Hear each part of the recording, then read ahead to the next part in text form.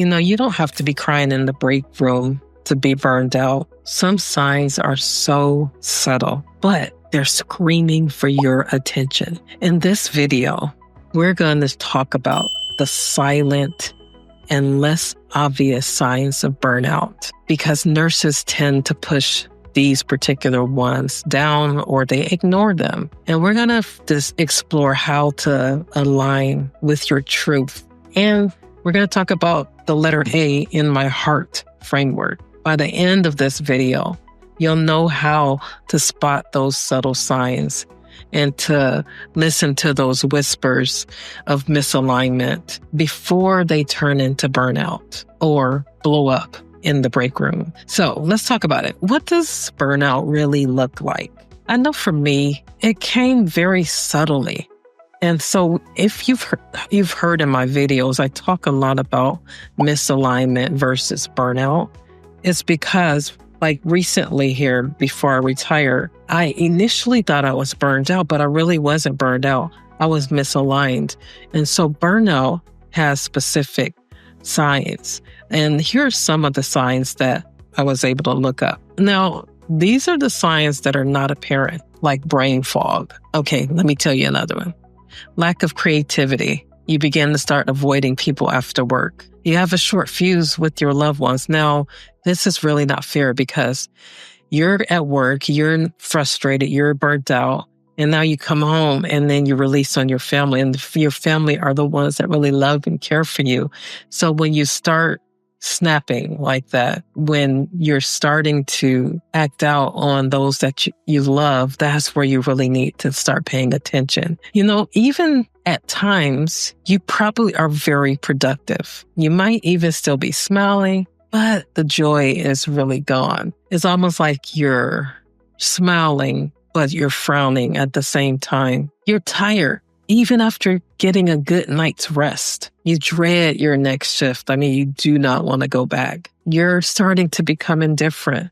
And we know that we don't like to show up like that. So those are just a few subtle signs that you should watch out for. And if you are experiencing any of that, why don't you just keep on listening? Let me tell you why the A, authenticity, matters. Because when you can't be you, that puts pressure on you. Now you have to cover and you have to put a facade on to be somebody that you really aren't. Authenticity invites nurses to show up fully as human beings first, not just their job titles. When nurses and staff operate from a place of truth, vulnerability, and inner alignment, they build trust. They deepen connection with their patients as well as their peers. And I'm going to say with yourself, you're right with yourself. That's the authenticity that you want to have. Now, let me tell you a little bit about authenticity. See, I like to say that awareness expands authenticity. Are you aware of how you move, how you show up? Do you have awareness of some of the thoughts that you have coming into your thought life in your mind? Can you hear some of the thoughts that you're having? Well, by helping nurses understand their values, their beliefs, and their behaviors that shape their leadership and their care, that awareness will become a game changer. It's not enough to just be yourself. You have to know yourself. I'm going to say that again. It's not enough just to be yourself. You must know yourself. And how do you know yourself? You have to spend time with yourself. Oh, but I'm too busy. I have so much to do. I don't have enough hours in a day. I'm telling you, one of the most important things that I had to do to become who I have been destined to be, do, or become is to know thyself. You have to spend some time knowing you. It's so important. I'll talk about that a little bit later. But let me just go over a few little pain points. You see, nurses, we love operating on autopilot. We mask our fatigue, we suppress our emotions, And we unfortunately sometimes adapt to those toxic norms that we are a part of. So without self-awareness, authenticity suffers. You have to begin to start being conscious to how you behave, what you are thinking, what you are saying, how you are making other people feel. Your compassion becomes performative rather than lived when you have no self-awareness. Have you ever met people that do not have self-awareness? They are like actors and actresses, fake. I'm just being real, you guys. But we want you to be more on the authentic side, because when you're your authentic self, you show up and your presence precedes you. You know, I like to say that your brand speaks for you before you even say a word. And so that's what, showing up authentic looks like. So let's talk about this. What else does authenticity look like? It's when you model transparency and humility at the same time, not pride, but humility. It's nurses or staff who feel safe expressing their true thoughts and experiences. Can you really express your true thoughts and experiences? I have to be honest, I was not able to do that until I found my voice in 2020. When I found my voice, it was like a floodgate opened, and then I was able to be authentic and share my opinion, share my thoughts, and I did not become concerned about how it would make certain people uncomfortable. And so when you finally get to that place of authenticity, you get in that space of, I need to share my truth. Are you in a place where you can share who you are, or are you still covering?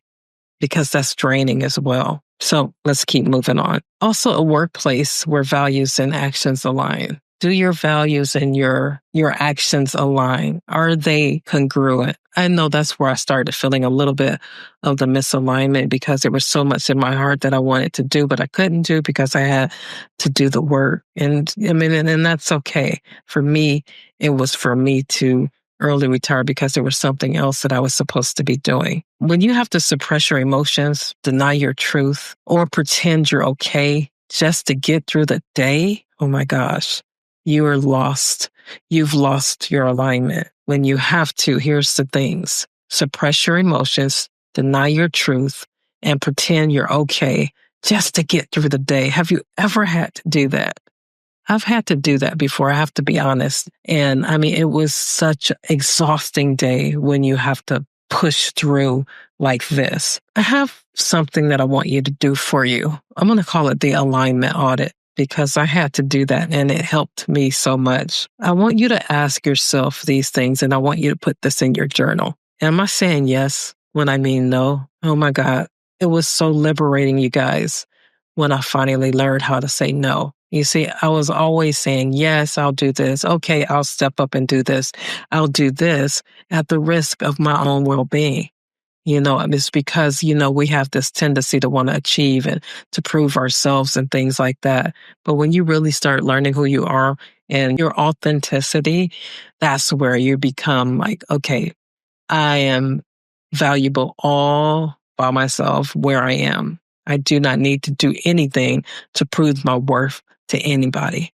So that's true deliverance. And then what about, am I pretending I'm okay just to avoid judgment? There are a lot of people, they have that mask on. They're pretending that they're okay because I'm supposed to be okay. I can't not be okay. And then what am I abandoning in myself to keep going? Is there anything that you're abandoning in yourself just to get through the day? Now let's talk about what to do when you notice the signs coming. Step 1, I want you to pause and reflect. That's like the most important thing. When I felt myself burning out or being misaligned, or that whisper in my heart, or that unrest, it was time for me to pause. That's when I told you guys I did my 30-day pause.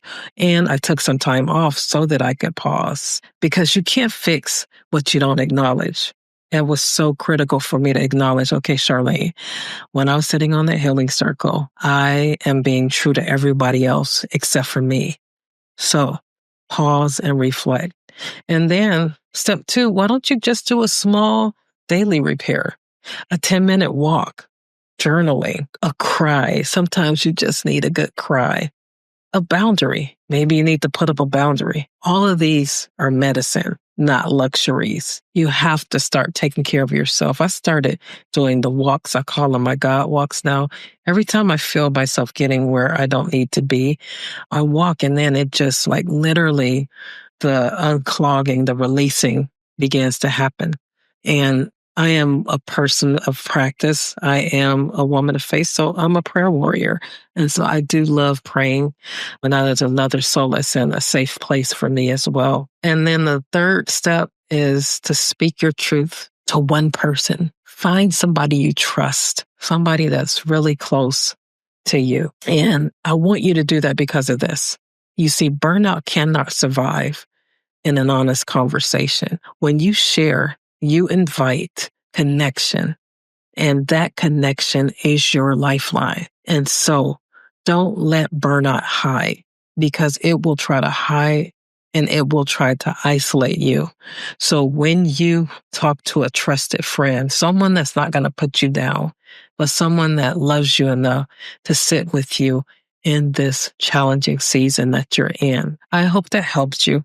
It's so important for you to be authentic. Until I became my authentic self, I covered for so many years, but I am so thankful that I was able to actually find me in the midst of all the chaos, because I was much more effective when I was able to use my voice and to say what needs to be said. So thank you for watching. If this resonated with you at all, why don't you hit the like button and subscribe so you don't miss the rest of the series that I'm doing.